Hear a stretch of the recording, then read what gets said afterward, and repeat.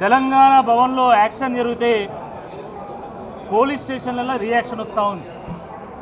నిన్న ఉదయం BRS party senior నాయకులు మాజీ మంత్రివర్యులు హరీష్ రావు గారు సింగరేణిలో కాంగ్రెస్ పార్టీ నాయకులు ఏ రకంగా కుంభకోణాలు చేస్తున్నారో, ఏ రకంగా ప్రజాధనాన్ని పందికొక్కుల్లాగా మెక్కుతున్నారో దాన్ని ప్రెస్ మీట్ పెట్టి బట్టబయలు చేసేటువంటి ప్రయత్నం చేస్తే సాయంత్రమే సిట్టు పేరు మీద ఒక నోటీస్ పంపించి హరీష్ రావు గారిని బదనాం చేసేటువంటి కుట్ర చేస్తూ ఉన్నారు.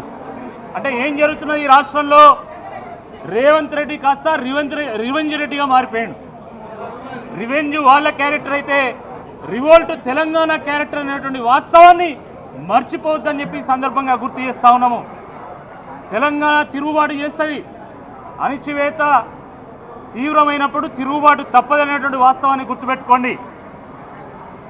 ఈరోజు కాంగ్రెస్ పార్టీ నాయకుల 1,00,000 కోట్ల దోపిడీకి బీఆర్ఎస్ పార్టీ నాయకులు కేటీఆర్ గారు, హరీష్ రావు గారు అడ్డం పడుతున్నారనేటువంటి కుట్రతోని ఎట్లయినా అడ్డాన్ని తొలగించుకోవాలంటే ఈ దొంగ కేసులు పెట్టాలి, వాళ్ళని ఇబ్బంది పెట్టాలనేటువంటి కుట్రలో భాగమే ఈ సిట్టు కేసు అని చెప్పి ఈ సందర్భంగా మనవి చేస్తున్నాము. ఇప్పటికే ఈ ఫోన్ ట్యాపింగ్ కేసులో హరీష్ రావు గారు క్లీన్ చిట్గా ఉన్నాడని చెప్పేసి మరి హైకోర్టు చెప్పింది. సుప్రీంకోర్టు కూడా దీంట్లో పసలేదని చెప్పింది. అయినా కూడా ఏదో అంతరంగాలు సీరియల్ లాగా, మొగల్ రేకు సీరియల్ లాగా, ఇల్లు ఇల్లాలు సీరియల్ లాగా ఎపిసోడ్ల మీద ఎపిసోడ్లు నడిపిస్తున్నారు తప్ప దానికి అంతం లేదు. కొండని తవ్వి ఎలుకను పట్టినట్టుగా ఎన్ని కమిషన్లు చేసిండ్లు, ఎన్నిసార్లు విచారణకు పిలిచిండ్లు. కాళేశ్వరం కమిషన్ అని, ఫార్ములా ఈరేస్ కమిషన్ అని, ఆ కేసు అని, ఈ కేసు అని అనేక రకాలుగా మీరు విచారణకు పిలిచినా కూడా ఇప్పటి వరకు తేల్చింది ఏం లేదు. ఈ కేసులో కూడా తేలేది లొట్టపీస్ అని చెప్పి ఈ సందర్భంగా మనం చేస్తూ ఉన్నాము. మిత్రులారా, మొన్న జరిగినటువంటి పంచాయతీ ఎన్నికల్లో పట్టపగలే ప్రజలు కాంగ్రెస్ పార్టీకి చుక్కలు చూపెట్టిళ్ళు.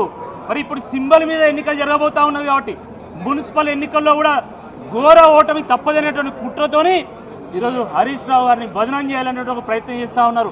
అంటే డైవర్షన్ పాలిటిక్స్ చేస్తూ ఉన్నారు, పొల్యూషన్ పాలిటిక్స్ చేస్తూ ఉన్నారు. 2 సంవత్సరాల నుండి ఇప్పటి వరకు ఈ ప్రభుత్వం చేసింది ఏమీ లేదు ప్రజలకు, కాబట్టి చెప్పడానికి కూడా ఏమీ లేదు. కాబట్టి మరి ఏ రకంగానైనా బీఆర్ఎస్ పార్టీని బదనాం చేయాలి, బురద వెళ్ళాలనేటువంటి ఆలోచనతోనే ఈ రకంగా సిట్టు పేరు మీద, కమిషన్ల పేరు మీద బీఆర్ఎస్ పార్టీ నాయకులను ఇబ్బంది పెట్టేటువంటి ప్రయత్నం చేస్తూ ఉన్నారు. ఈ ఉడత ఊపులకు, పిట్టవు బెదిరింపులకు, ఈ తాటాకు సప్పులకు భయపడ్డాడు ఎవరు లేడు. బీఆర్ఎస్ పార్టీ ఉద్యమ పార్టీ, ఉద్యమించినటువంటి పార్టీ. కాబట్టి తప్పకుండా దీన్ని ఎదుర్కొంటాం, న్యాయ కోర్టులో ఎదుర్కొంటాం, అవసరమైన ప్రజా కోర్టులో కూడా ఎదుర్కొంటాం.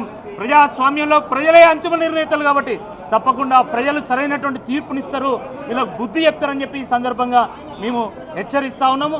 ఇప్పటికైనా కాంగ్రెస్ పార్టీ నాయకులు ఈ రాష్ట్రంలో ఉన్నటువంటి ప్రజా సమస్యల మీద దృష్టి పెట్టాలా.